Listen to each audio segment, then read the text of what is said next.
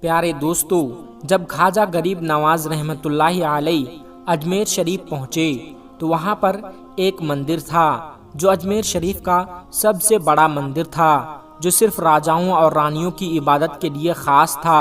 مندر کے پاس ایک تالاب تھا، اس کا نام انا ساگر تھا۔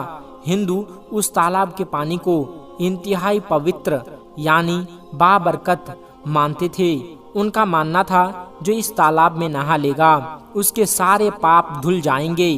دوستو، کہتے ہیں کہ اس مندر میں رات کو اتنے چراغ جلتے تھے کہ رات بھر میں 3.5 من تیل ان چراغوں میں استعمال ہوتے تھے۔ آس پاس کئی دیہات مندر کے نام تھے اور سارے دیہات کی آمدنی مندر پر خرچ ہوتے تھے۔ مندر میں ہزاروں لوگ رہتے تھے جن کا کام آنے والے کی رہنمائی دیکھ بھال کرنا تھا کہ کون سا بھگوان بیٹا دیتا ہے، کون سا دیوتا تندرستی کا مالک ہے اور کس مورتی کی پوجا کرنے سے دولت مہربان ہوتی ہے۔ تو خواجہ رحمت اللہ علیہ اس مندر میں تشریف لے جاتے ہیں اور انا ساگر کے کچھ فاصلے پر چٹائی بچھا کر اپنے مریدوں کے ساتھ بیٹھ گئے۔ عصر کا وقت ہونا چاہتا تھا، لہٰذا آپ رحمت اللہ علیہ نے قطب الدین بختیار کاکی رحمت اللہ علیہ کو اذان دینے کو کہا۔ کفر اور شرک کا گڑھ اجمیر شریف میں اللہ تبارک و تعالیٰ کی وحدانیت اور نبی کریم صلی اللہ علیہ وسلم کا یہ پہلا اعلان تھا۔ وہ لوگ مکمل طور پر اسلام سے لا علم تھے، یعنی وہ نہیں جانتے تھے کہ اسلام کیا ہے۔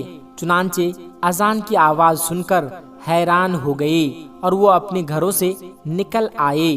سب مسافروں نے انا ساگر کے پانی سے وضو کیا اور نماز پڑھنا شروع کر دی۔ سب ہندو حیران رہ گئے کہ بھگوان تو اندر ہے، آخر یہ کون لوگ آنگن میں کس بھگوان کو سجدہ کر رہے ہیں۔ جب شام ہوئی تو راجا کے اونٹ جو دن میں چرنے کے لیے گئے ہوئے تھے اپنے چرواہوں کے ساتھ واپس آنے لگے۔ اتفاق سے جہاں خواجہ غریب نواز رحمت اللہ علیہ اپنے ساتھیوں کے ساتھ بیٹھے ہوئے تھے وہ جگہ راجا کے اونٹوں کے بیٹھنے کی تھی۔ چرواہوں نے بابا صاحب رحمت اللہ علیہ سے کہا، اٹھو بابا، اونٹوں کے بیٹھنے کی جگہ خالی کرو۔ اتنا سنتے ہی خواجہ رحمت اللہ علیہ نے فرمایا، اتنی جگہ خالی پڑی ہے، اونٹ تو کہیں پر بھی بیٹھ سکتے ہیں، کیوں مسافروں کو تنگ کرتے ہو؟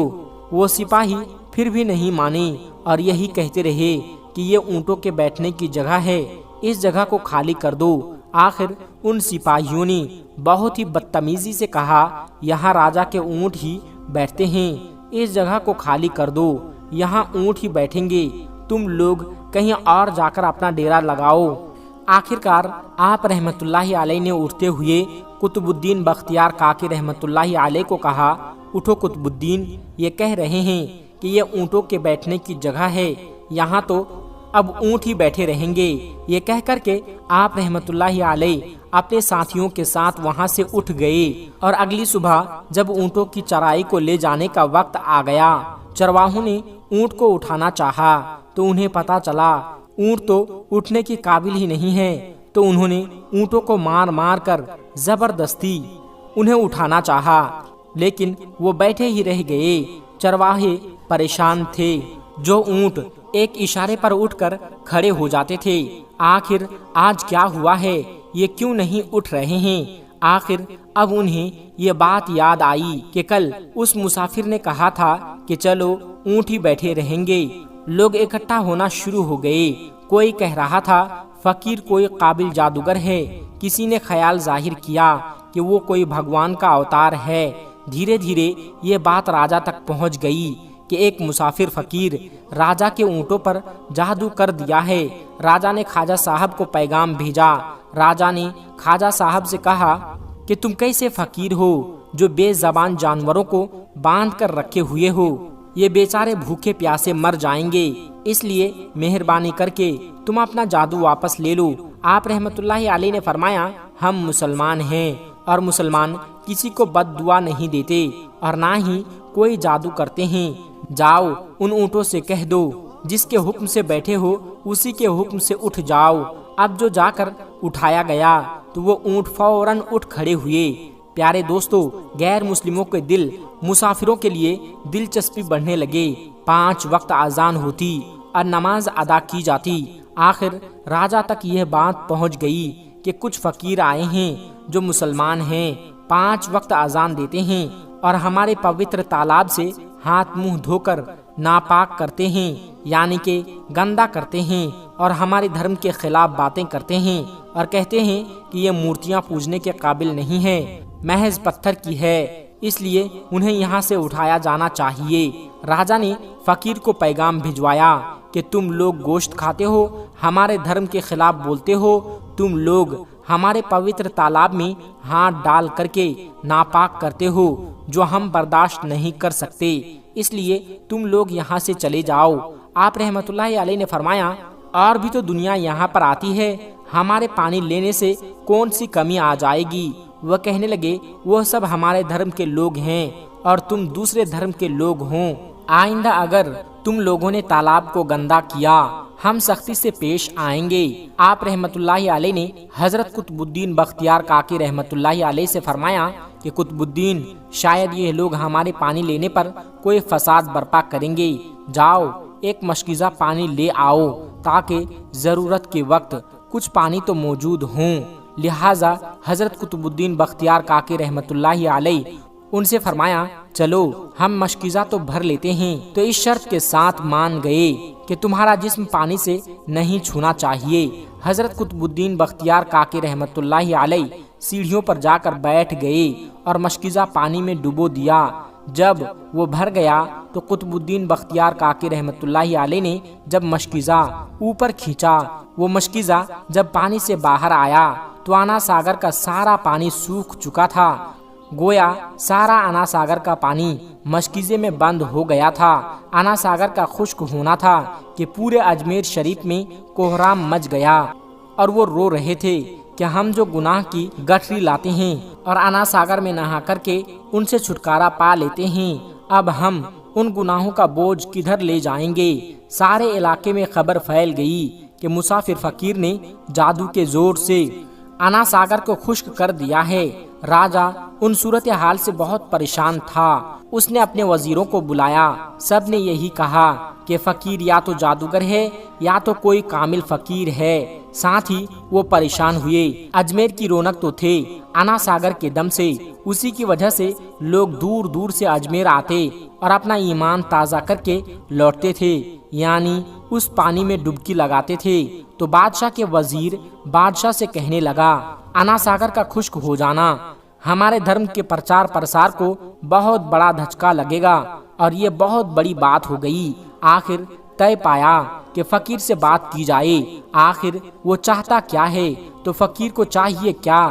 اگر اس کی ضرورت کھانے کی چیزوں کی ہوگی تو ہم مان لیں گے، یا پھر سب مرد عورت بچے جا کر کے اس فقیر کو خوش آمد کریں کہ ہم لوگوں کو اس پریشانی سے نجات دلاؤ، ہم پر کرم کرو، ہم پاپ کا بوجھ اٹھائے کدھر جائیں گے اور کیسے سکون پائیں گے؟ یہ کام زیادہ آسان تھا جس سے ہمارے گناہ دور ہو جاتے ہیں۔ لہٰذا تمام لوگ خواجہ رحمت اللہ علیہ کے پاس آئے اور بولے، خواجہ صاحب تم بھی وضو کر لیا کرنا، لیکن بھگوان کے واسطے ہمارا انا ساگر ہمیں لوٹا دو۔ آپ رحمت اللہ علیہ نے حضرت قطب الدین بختیار کاکی رحمت اللہ علیہ سے فرمایا، جاؤ قطب الدین مشکیزہ تالاب میں واپس ڈال آؤ۔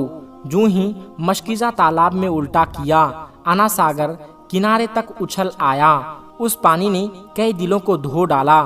ہندو قوم اپنی کتابوں میں بھی ہندو اتہاس کار اس بات کو مانتے ہیں، اس شام 32,000 ہندو کلمہ پڑھ کر کے مسلمان ہوئے تھے۔ ان ہندوؤں کے مسلمان ہو جانے پر ہندو پنڈت اور عام ہندوؤں میں غم و غصے کا طوفان اٹھ کھڑا ہوا تھا، جو سوچ میں پڑ گئے تھے کہ یہ فقیر کچھ دن اور ادھر رہ گیا تو ہماری مورتیوں کا نام لینے والا کوئی نہیں ہوگا۔ لہٰذا لوگوں نے راجا کو مجبور کیا کہ جلد سے جلد کچھ کیا جائے۔ راجا نے بڑے پنڈت کو بلایا اور اسے خواجہ رحمت اللہ علیہ سے مقابلہ کر کے جلد سے جلد انہیں ہرانے کو کہا اور اجمیر شریف سے باہر نکالنے کا حکم دیا۔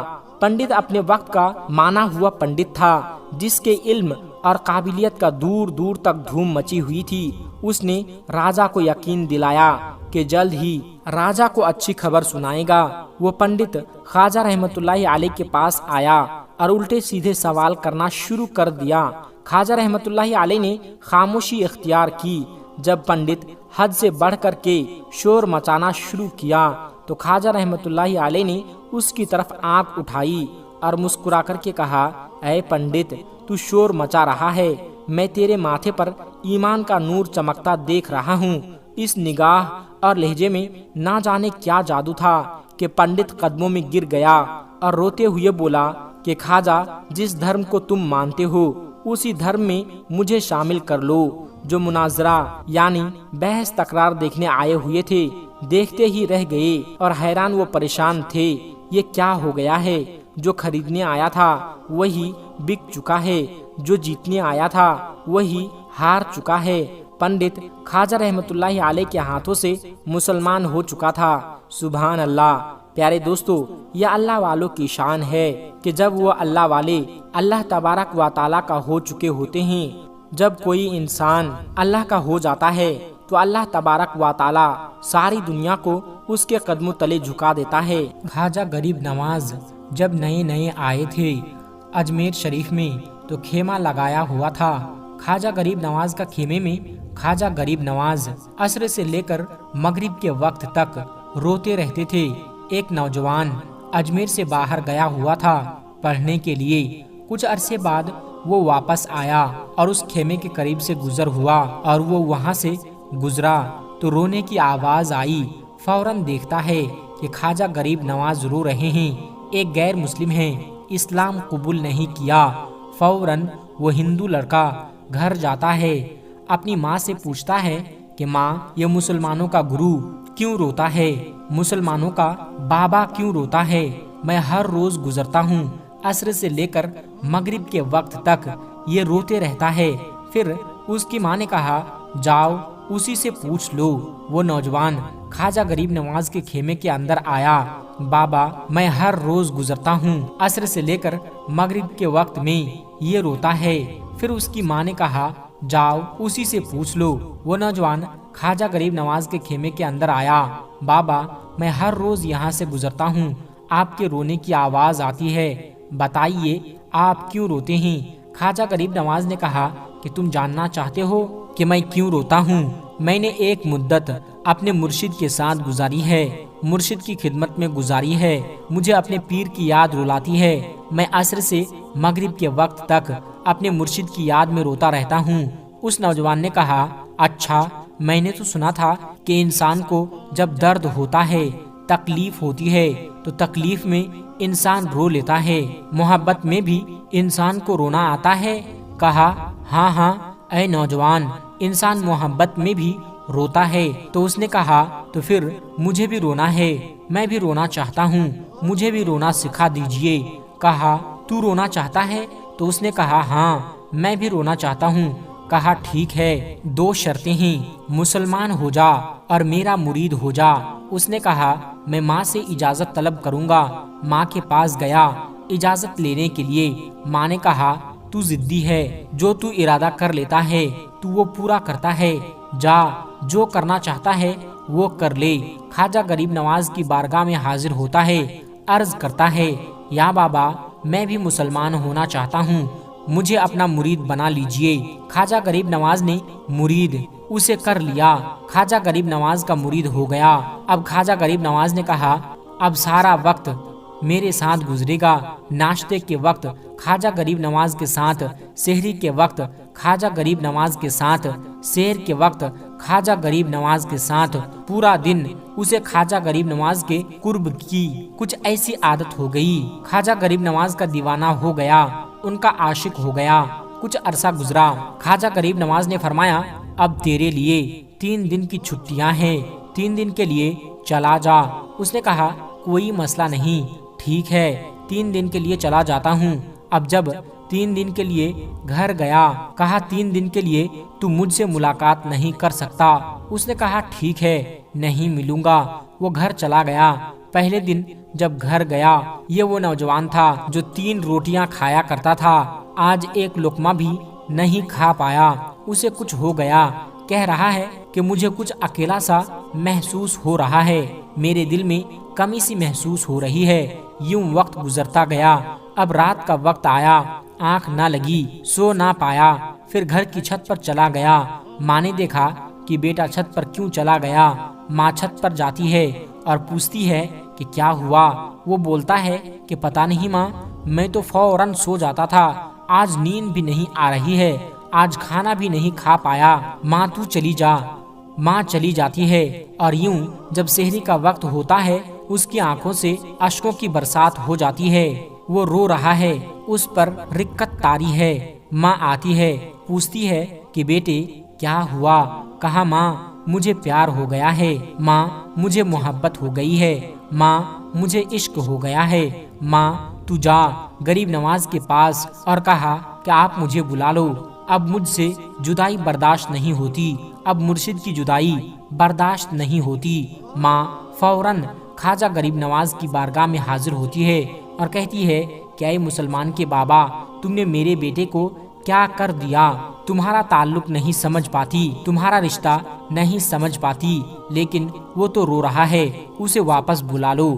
خواجہ غریب نواز نے کہا نہیں نہیں، ابھی وقت نہیں ہے، میں اپنی زبان میں کہتا ہوں کہ ابھی تو ابتدائی عشق ہے، روتا ہے کیا، آگے آگے دیکھ ہوتا ہے کیا۔ تیری تمنا تھی، تیری خواہش تھی کہ محبت میں رونے کی عادت ہو جائے، ابھی تو ابتدا ہے۔ ماں کو واپس بھیج دیا، کہا واپس چلی جا، اسے کہہ دے کہ ابھی اجازت نہیں ہے، ابھی تو ابتدا ہے۔ ماں کو واپس بھیج دیا، کہا واپس چلی جا، اسے کہہ دے کہ ابھی اجازت نہیں ہے۔ وہ واپس چلی جاتی ہے، بیٹے کو بتاتی ہے کہ اے میرے بیٹے، وہ تو اجازت نہیں دے رہا ہے۔ کہا ماں سن لے، ماں اب اگر نہیں بلایا تو میں مر جاؤں گا، یہ محبت مجھے مار ڈالے گی۔ ماں اگر مجھے زندہ دیکھنا چاہتی ہو تو میرے مرشد کو راضی کر لے، ان کو بتا دے کہ اب یہ جدائی برداشت نہیں کر سکتا۔ ماں فوراً غریب نواز کی بارگاہ میں حاضر ہوتی ہے، کہا اے غریب نواز کرم فرمائیے، مجھ ماں کی تمنا ہے، یہ ماں کی آرزو ہے، وہ مر جائے گا۔ کہا ماں کی تمنا ہے، تیری بات مانتا ہوں، جاؤ اسے واپس بھیج دے۔ وہ فوراً بھاگتا ہوا خواجہ کی بارگاہ میں حاضر ہوتا ہے۔ اس وقت تک خواجہ اپنے مریدوں کو درس دے رہے ہیں، ایک مجمع لگا ہوا ہے، وہ مریدوں کو درس دے رہے ہیں۔ فوراً خواجہ غریب نواز کے دروازے پر کھڑا ہوتا ہے اور پھر مرید یہ منظر دیکھ رہے ہیں۔ خواجہ غریب نواز کو دیکھتا ہے، خواجہ غریب نواز اسے دیکھتے ہیں۔ آؤ آؤ، میں نے کہا تھا نا کہ نگاہ مست ملائی تو میں پلا کے اٹھے، جہاں وہ بیٹھ گئے میں قدا بنا کے اٹھے۔ خواجہ غریب نواز نے اس کی آنکھوں سے آنکھیں ملائی اور پوچھا اب پتا چلا محبت میں رونا کیسے آتا ہے؟ اس نے کہا اے غریب نواز کرم فرمائیے۔ فوراً غریب نواز کو پکارتا ہوا غریب نواز کے قدموں میں آ کے گرا اور لپٹ گیا۔ اب مریدین اس منظر کو دیکھ رہے ہیں، حیران ہو رہے ہیں کہ صرف وہ مرید ہی نہیں رو رہا ہے، سارے مرید رو رہے ہیں، اس پیار کے رشتے کو دیکھ رہے ہیں۔ اور پھر ایک عجیب و غریب منظر، خواجہ غریب نواز نے کہا آج رات تو نے کھانا کھایا؟ خواجہ نے بولا کہ میں نے بھی نہیں کھایا تھا۔ پھر خواجہ نے فرمایا کہ آج رات تو سویا تھا؟ کہا نہیں سویا تھا۔ کہا آج مجھے بھی نیند نہیں آئی، خواجہ کو بھی نیند نہیں آئی۔ یہ منظر سب مرید دیکھ رہے ہیں، وہ مرید بھی رو رہا ہے اور خواجہ غریب نواز کی آنکھوں میں بھی آنسوؤں کی برسات جاری ہے۔ میری داستان حسرت وہ سنا سنا کے روئے، میری داستان حسرت وہ سنا سنا کے روئے، میرے آزمانے والے مجھے آزما کے روئے۔ کوئی ایسا اہل دل ہو کہ فسانہ محبت میں اسے سنا کے روؤں، وہ مجھے سنا کے روئے۔ پیارے دوستو، خواجہ غریب نواز کے لیے اس ویڈیو کو لائک کریں، اس ویڈیو کو جتنا ہو سکے اتنا شیئر کریں۔